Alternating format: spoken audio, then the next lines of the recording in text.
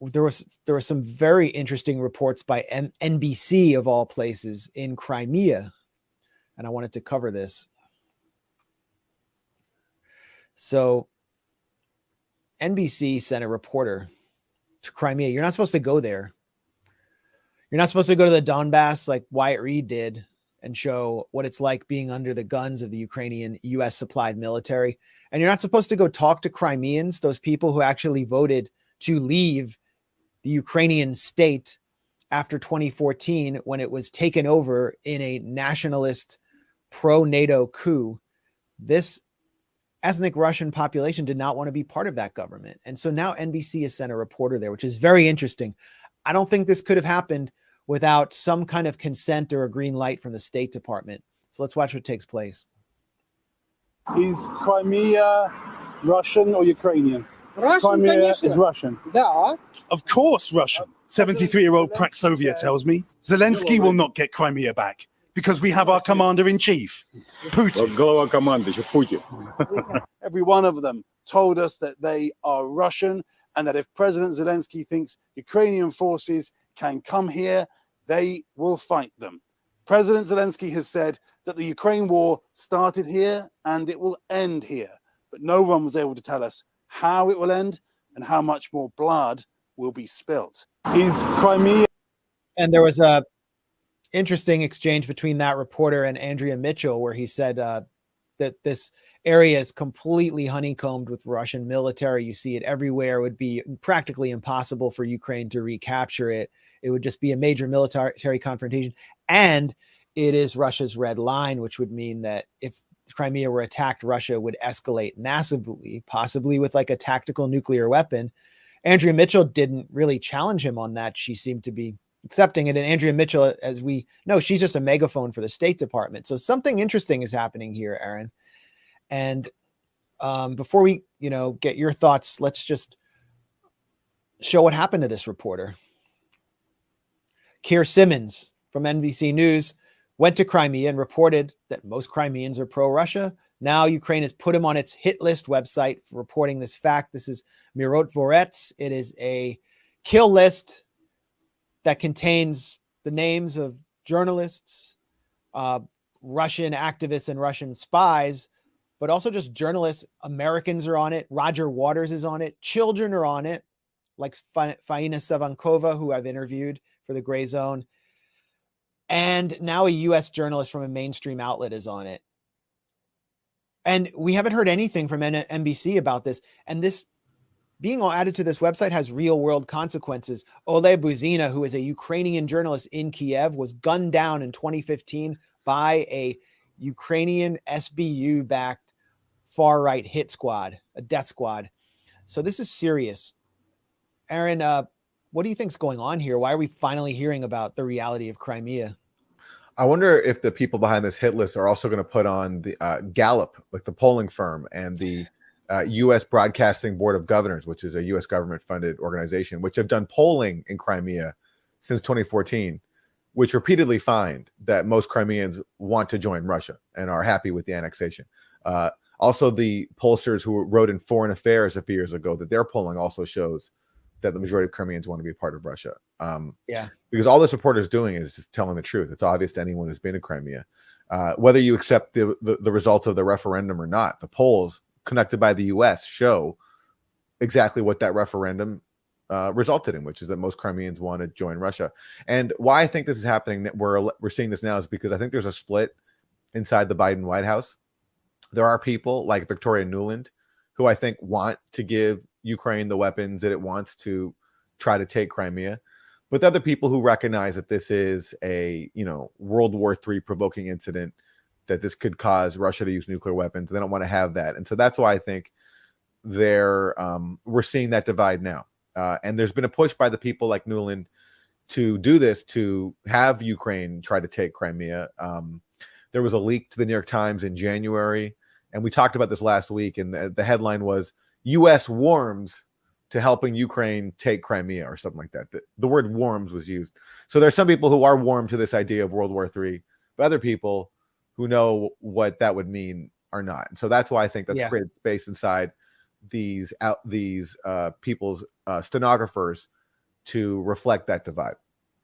100%. And here is the interview with Andrea Mitchell, where essentially Andrea Mitchell, married to Alan Greenspan, charter member of the Beltway foreign policy elite and just the Beltway elite. As I said, I don't think any of this would have taken place without some kind of consent from the State Department as a result of Zelensky declaring he was going to retake it. But here's that interview on Sunday to take back. We'll just play Crimea. a portion of this because it's kind of long. How realistic is that? I mean, you just listen to the tone of her voice. How realistic is that? That's her first question. And she's teeing it up for him to say it's unrealistic. And they're sending a message to Zelensky. It's not going to happen, buddy. People there whom you spoke to view themselves as Russian. That's right. From those people that we spoke to, it seemed unrealistic. And Andrew, I want to show you some new picture that we filmed yesterday at the port of Sevastopol. Now, this is the closest that any US news crew has got to the Russian Black Sea fleet in many, many years. What you're seeing here are President Putin's ships at that port. Why it's important is because Vladimir Putin will be determined to defend that port, to not have it taken away from him. He may well do pretty much anything to try to achieve that. And the reason why is because it is so strategically important to Russia. But here's the irony. The fact since he launched that invasion a year ago in Ukraine, Ukrainians now will be determined not to have the Black Sea fleet there, potentially threatening their coast for years to come. So it is a very, very dangerous standoff that suggests that this could pan out for some time to come. It's hard to see how you reach a negotiation over that. And there in Sevastopol, Andrew, I've got to tell you, I mean, there was just military everywhere, absolutely everywhere. It is a military town. So again, when, for example, Victoria Nuland talks about, at the very least, we want Crimea to be demilitarized, I found myself standing there and wondering, how on earth does that happen? Yeah, I mean, Nuclear war. Yeah. Great point. And I mean, Sevastopol, the Battle of Sevastopol was one of the most intense and terrible losses for the Soviet Union in World War II. The few survivors had to be smuggled out on submarines. The history there is still present today. I mean, the ghosts of that history linger over present day Sevastopol. The port of Sevastopol is why Russia annexed Crimea. They cannot afford to lose that. And at the same time, the Ukrainian military understands that it's the gateway to a Russian offensive on Odessa. And the attacks on the Kerch Bridge appear to have been carried out, at least our understanding, based on classified files we obtained that Kit Klarenberg reported.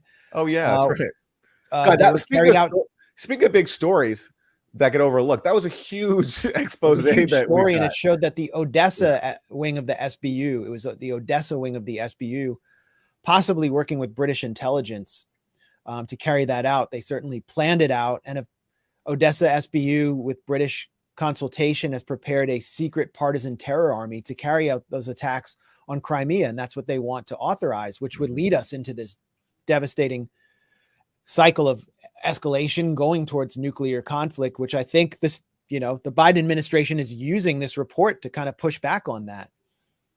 Wouldn't you say? Let me shout out all of our media colleagues who ignored this story because it was published in the Grayzone. And according to their professional way of looking at the media, the Grayzone has cooties, so they couldn't admit that the Grayzone obtained these UK documents showing that UK operatives helped to plot to blow up a bridge in Crimea. And we just had the raw documents, we had classified documents. It's like WikiLeaks. Yeah. But you didn't see that you didn't see that reported on Democracy. That didn't make Democracy Now's headlines. That wasn't reported elsewhere because we're the ones who published it. So it can't. It's like if the New York Times reports something, then totally fine for lefty media to report it. But there are some people who think that if the Grayzone does it, then they can't acknowledge its existence. So shout out to them. That was one of the major stories of the war that Kit Klarenberg reported. Yeah. And we just had the raw files. Yeah. Cy Hirsch had a source who I think is a very well-placed source, a very credible source, but we just showed you what was actually taking place, from the plans to blow up Kerch Bridge to the emails and various discussions about carrying out terror attacks in Crimea between British intelligence officials and the Ukrainian SBU. It was all there. So, but I see it as kind of consistent with the cover-up of Cy Hirsch's report. These major stories that explain how the sausage is being made in this war and show the U.S. and its allies carrying out straight-up terror attacks to provoke the Russian Federation. You're not allowed to report it. There's a total blackout. We have some. Go ahead. In that clip, did I hear that NBC News reporter say that these here are President Putin's ships, right? As if like those ships in the port, they're personally belong to Putin. Yeah, it's such a facet of NATO state propaganda to reduce everything in a foreign country to being the property and the character of one individual, which is the country's leader. So the ships now all personally belong to Putin, not to Russia as a country with with a lot of people in it. It's just it's the classic trope that they always pursue. Yeah, during the Russiagate psyop, Putin was said to be the richest man in the world, and it was because his fortune was chalked up as all of the Russian state's public holdings. Okay, so he's worth billions and billions. He was worth more than Jeff Bezos, they said, because the Russian state owns lots of property, and I guess they could have included the Russian Navy as well, but that's just the way it's all boiled down to one figure, because there isn't really a fundamental ideological conflict, or there hadn't been, between post-Soviet Russia and the US the way there was during the Cold War. So they have to make it a clash of personalities and values. Yeah.